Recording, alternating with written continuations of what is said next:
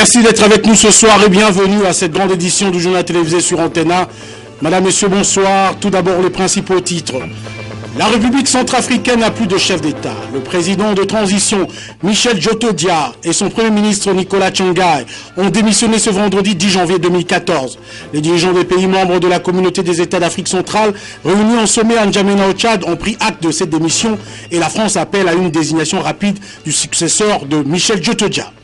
À Kinshasa, cérémonie de prise d'armes ce vendredi à la police nationale congolaise. Le commissaire général de la PNC, le général Charles Bisengimana, a pris officiellement ses fonctions en présence du ministre de l'Intérieur, Richard Mouyège.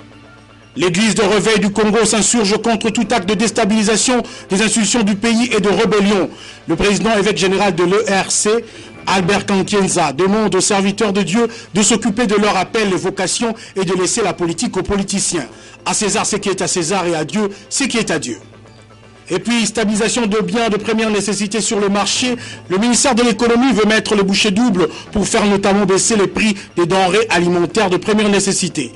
Une délégation de ce ministère a entre autres effectué une visite d'inspection au port de Maluku.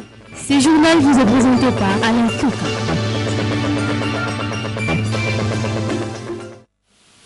Madame, Monsieur, encore une fois, bonsoir. Les dirigeants de la communauté économique des États d'Afrique centrale ont pris acte de la démission du président et du premier ministre centrafricain. C'était à travers le communiqué final du 6e sommet extraordinaire tenu à N'Djamena, communiqué lu en séance plénière ce vendredi 10 janvier 2013. Commentaire Patricia Mouli. Le sommet de la communauté économique des États d'Afrique centrale s'est poursuivi vendredi 10 janvier 2014 à N'Djamena, au Tchad. La plénière a pris acte de la démission du président Michel Djotodia et de son premier ministre Tchangaï. Pour le chef d'État de la région, la nuit aura été courte. Quant aux Centrafricains convoqués hier soir au sommet, ils n'ont pas eu l'occasion de dormir puisque les tractations se sont poursuivies toute la nuit pour trouver un successeur à Michel Djotodia, le président de la transition. Jeudi 9 janvier, lors du discours d'ouverture du sommet de N'Djamena sur la situation en Centrafrique, Idriss Déby, président en exercice de la CEAC, a usé de la haute diplomatie en précisant que la présidence de la crise sera toujours gérée par les trois têtes de la transition centrafricaine, à savoir le président Michel Djotodia, le premier ministre Tchangaï et le président du CNT, Alexandre Ferdinand Ngwende. Pour le secrétaire général de la CEAC, personne ne peut parler à la place des Centrafricains d'un changement à la tête de la Centrafrique. La solution à cette crise, a-t-il renchéri, ne peut venir que des Centrafricains. Le sommet ne se tient pas pour changer des régimes qui possèdent déjà ces institutions et une charte nationale. Il appartient donc à ces responsables de décider du sort de leur pays. Les discussions seront beaucoup plus approfondies et une solution crédible en sortira. Attendons voir. Et à titre de rappel, nous revenons dans ce journal sur le point de presse qu'avait animé l'ex-président de la République centrafricaine, Michel Djotodia, au mois de mai 2013 à Malabo, en Guinée équatoriale. Une conférence de presse à laquelle avaient pris part nos envoyés spéciaux, Solange Kwale-Pembele et Ange Kassa.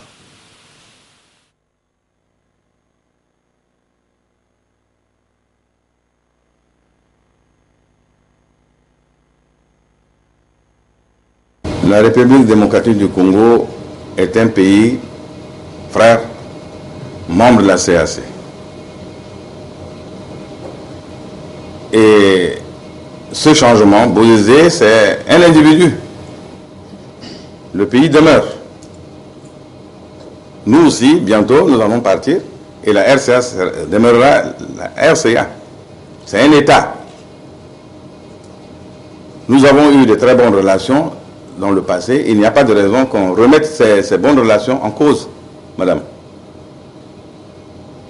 Et je vais tout de suite vous dire que le même peuple qui est de l'autre rive est le même qui est de l'autre côté. Nous sommes les mêmes peuples, nous sommes des Bantous. Donc il n'y a pas de raison qu'on se cherche querelle.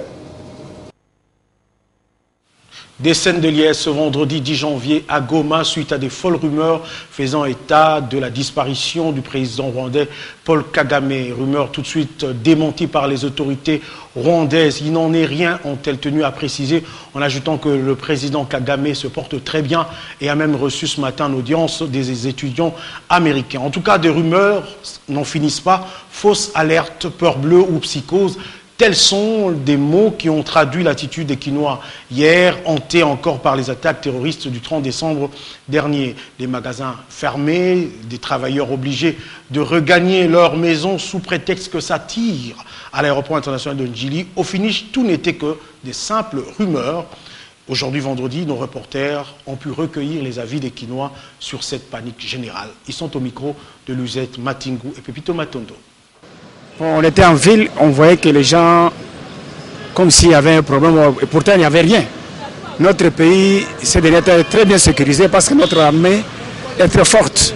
Les unités de sécurité font leur travail, mais les ennemis de notre pays sont en train de faire des commérages qui n'ont même pas de sens. Nous sommes un État indépendant et nous avons une armée qui est très forte. Soyons calmes. Les autorités sont là, les unités de sécurité font leur travail. Souvent perçu comme tout le monde, mais moi personnellement ça ne m'a pas plu. Parce qu'on ne peut pas vivre sous la rumeur, on ne peut pas vivre sous les émotions. Je n'étais pas vraiment content de cette rumeur. Évidemment, il y a eu des événements dans le pays. Les services habilités ont pris des dispositions. Nous ne pouvons pas continuer à vivre sous ce régime-là. Parce que si on continue à vivre sous le régime de la peur, c'est-à-dire que notre place d'être n'y est plus. Nous sommes dans notre pays comme quelqu'un dans sa maison et qui ne peut plus entrer parce qu'il y a un chat qui est dans la maison ou il y a un rat qui bouscule. Donc il faut chercher à le maîtriser et à occuper la maison. Donc on ne peut pas vivre sous le régime de la peur. Nous sommes dans l'aéroport. Nous étions même surpris que nous apprenions qu'il y avait des tumultes, que les gens parlaient de l'aéroport, qu'il y avait des banquiers, qu'il y avait des coups de feu à l'aéroport. Alors que nous étions là en toute quiétude, on travaillait. Juste pendant que les gens parlaient d'ici, de l'aéroport, les avions atterrissaient. Même jusqu'à temps la nuit, il y avait l'avion de SN qui est arrivé. C'est que tout était calme. Et jusque là, tout est calme. Il n'y a rien. Et ce sont des fausses rumeurs qui se trament à la cité, que nous ne comprenons pas. Vous êtes donc prévenus, faites attention aux rumeurs. Sa réaction était très attendue depuis les événements survenus le 30 décembre dernier à Kinshasa et dans d'autres villes du pays. Lui, c'est Albert Kankienza, président, évêque général et représentant légal de l'église de Réveil au Congo. Il était ce jeudi 9 janvier face à la presse au siège de l'église Foi Abondante située sur la 9e rue à Limité. Un reportage d'Antena. D'entrée de jeu, le président national de l'église de Réveil du Congo, l'évêque général Albert Kankienza, a voulu clarifier les choses. Mukungu Bila n'a jamais été de nôtre, c'est un branamiste égaré, a-t-il tenu à préciser. Il a sans embâche condamné les actes posés le 30 décembre dernier par le partisan de ses pasteurs bannis. Dieu qui nous a appelés, d'abord pour prêcher le royaume, pour le salut des âmes. Il nous a donné l'onction pour prêcher sa parole. Dieu ne nous a pas au moins pour pousser les gens au point des armes. L'église de Réveil s'insurge contre tous ces gens d'actes. Et au sein de l'église de Réveil, nous n'avons pas de rebelles que nous entretenons. Nous n'avons pas de terroristes, comme on les qualifie. Et d'ailleurs, vous devez savoir que ce pasteur n'a jamais été répertorié comme pasteur des églises de Réveil. Pour Albert Kankienza, le RC, en tant qu'institution ecclésiastique et confession religieuse, répertoriée et partenaire social de pouvoir public, ne saura en aucun cas tolérer des égarements. Elle a été le premier à réclamer l'assainissement dans le secteur des églises de Réveil, a-t-il rappelé. Mais attention, pas d'amalgame. Lorsqu'à l'époque, nous avions eu des entretiens avec le ministre Luzolo, le professeur Luzolo, et c'est sur base de ces entretiens que le gouvernement de la République à l'époque a décidé de faire de nous l'interface pour nous donner le prérogative et le pouvoir d'assainir notre secteur, de réglementer notre secteur.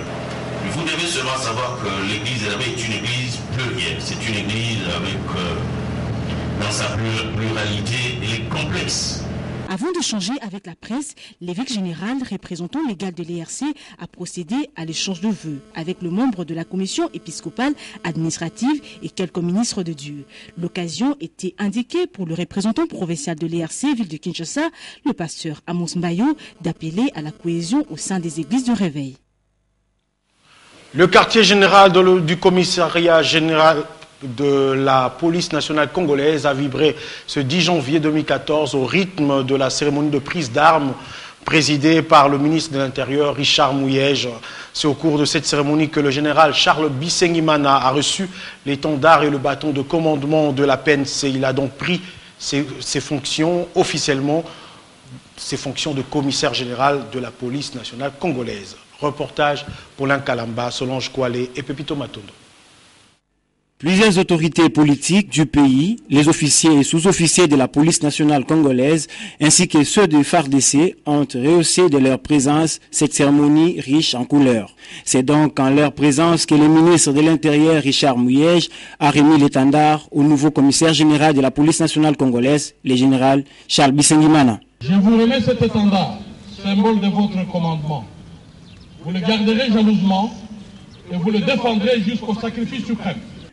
Conscient de la lourde mission ici symbolisée par cet étendard, le général Charles Bisengimana compte également sur les savoir-faire de son équipe qu'il a du reste félicité. Le nouveau commissaire général a saisi cette opportunité pour exprimer sa satisfaction pour la marque de collaboration dont a fait montre la police et la population civile pour le maintien de la sécurité dans la capitale. Nous rassurons la population congolaise en général et la population quinoise en particulier, que la sécurité est totale sur la capitale de Kinshasa et sur l'ensemble du pays. C'est le défilé qui a sanctionné la fin de la manifestation.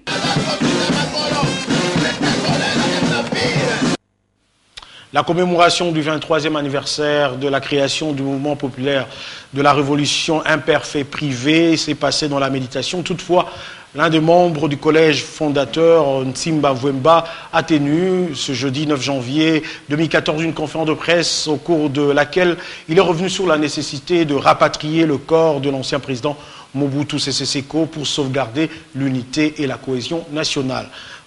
Ces propos ont été recueillis par Afrika Mujinga et Damien Maungo. Aujourd'hui, 9 janvier 2014, sonne le 23e anniversaire de la création du mouvement populaire de la révolution MPR fait privé. Quoique qualifié de fait privé, pour le différencier du parti-État, le MPR New Look est malgré tout son homologue et, par certaines caractéristiques, son successeur, lui qui fut instauré le 15 août 1974. Le MPR a fait taire les canons de la division du peuple, a réconcilié les ethnies en conflit, en mettant fin au tribalisme et à la voracité des acteurs politiques. L'unité, elle, est sauvegardée par le refus de céder le moindre mètre carré à qui que ce soit, sauf pour sauvegarder l'unité africaine.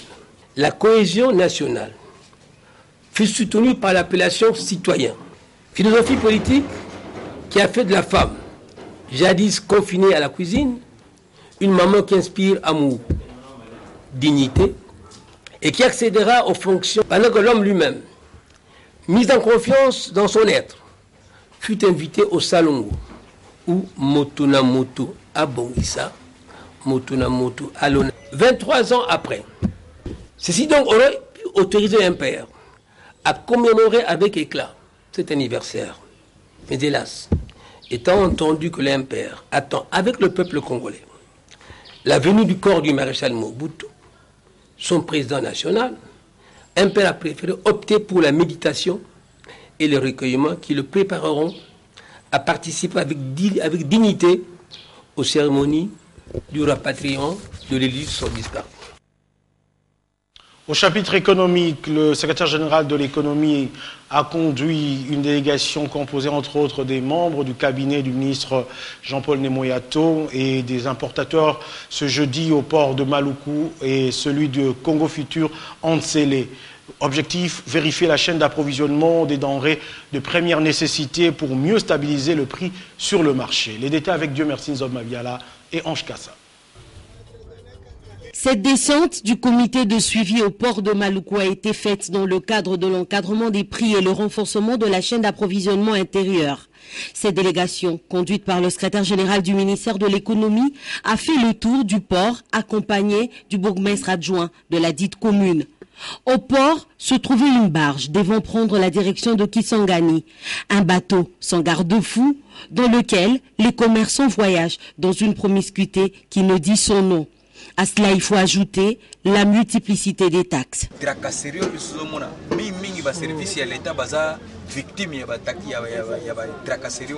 Or, ils ont baninga population, ils ont tracassé population. Vous croyez par exemple, manutentionnaire a vu sac ya masangu na likolo ya maswa kwa kitsongona mokili baka wana ne bandera ne boasengi 5 000 francs. Les services à l'État s'attendent à 100 francs. Oyo ba komele l'hôtel de ville à Gozelango pour rappeler ça y est, n'a fait à journée. Bien que les commerçants se plaignent des taxes, le secrétaire général à l'économie s'est réjoui de la présence du guichet unique à ce port. Et ce qui m'a beaucoup impressionné moi, c'est du fait que déjà au niveau de Maluku, il y a le système du guichet unique. Ce qu'on n'a pas trouvé au niveau de Maramoto. Donc, de ce point de vue, je pense qu'il y a beaucoup à dire. Je suis vraiment donc ravi de la manière dont les choses se passent au niveau de Maluku, malgré les petits problèmes qu'on a pu constater. Même sentiment de satisfaction partagé par Daniel Moulenda, directeur de cabinet du ministre de l'économie. Ils ont un système de guichet unique que nous réclamons partout. Mais là, ils l'ont déjà mis en route. Donc là-bas, c'était un constat vraiment je rentre un peu satisfait. Bien qu'il y ait encore beaucoup de taxes, mais déjà il y a une organisation qui lutte contre cette tendance haussière ou bien de multiplier les taxes illicites. Après le port, le cortège a pris la direction de l'Antsele, précisément à l'usine de scierie de Congo Futur. La délégation a palpé du doigt les réalités des différentes étapes par lesquelles une grume passe avant son exportation. Tous les visiteurs ont commencé par le port où sont entreposées les grumes après leur arrivée des provinces. Ces grumes sont ensuite entreposées dans une salle de stockage avant d'être transformées en lattes. Elles passent aussi dans une salle de gestion qui les garde à chaud jusqu'à leur exportation. La visite s'est clôturée au port de Cotrexfort, une entité de Congo Futur où les barges d'une épaisseur de 6 cm sont fabriquées pour le transport des grumes. Nous avons découvert qu'en fait, Cotrexfort, ce n'est pas seulement une société de transport. C'est vraiment une usine de production de bois à l'exportation. Et nous avons vu qu'ils emploient à peu près 400 Congolais. On a visité les usines, ils ont un garage, ils ont un chantier naval où ils fabriquent leurs barges. Franchement, moi c'est la première fois que je viens ici, je suis agréablement surpris. Parmi les solutions pour stabiliser les prix figurent la réhabilitation des routes de desserte agricole et la régulation du secteur de transport maritime.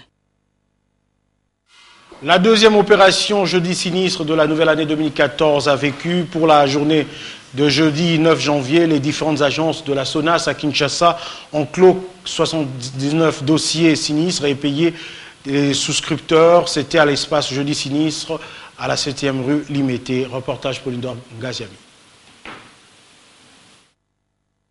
L'on ne change pas l'équipe qui gagne, dit-on. Le comité Aguito, à la tête de la Société nationale des assurances depuis 2009, est cette équipe qui a gagné le pari de la paie des sinistres, activité qu'elle a inscrite sur la liste des principales activités de la SONAS. En effet, depuis son accession à la tête de cette entreprise, il a consacré la journée de jeudi à la paie des sinistres, et ce, sur toute l'étendue du territoire congolais. Pour cette nouvelle année 2014, ce comité poursuit son bonhomme de chemin dans une vision de continuité, de consolidation des acquis et d'innovation. Dans le cadre de la continuité, la journée du jeudi reste celle consacrée à l'indemnisation des victimes des sinistres. Et pour la journée d'hier, 79 dossiers en assurance vie automobiles et incendies ont été payés à l'espace jeudi sinistre à Limité 7e rue après examen. Ce chiffre qui représente l'effectif total des cas de sinistres indemnisés concerne les différentes agences de la SONAS implantées à Kinshasa. Comme d'habitude, l'opération s'est déroulée dans le calme à la grande satisfaction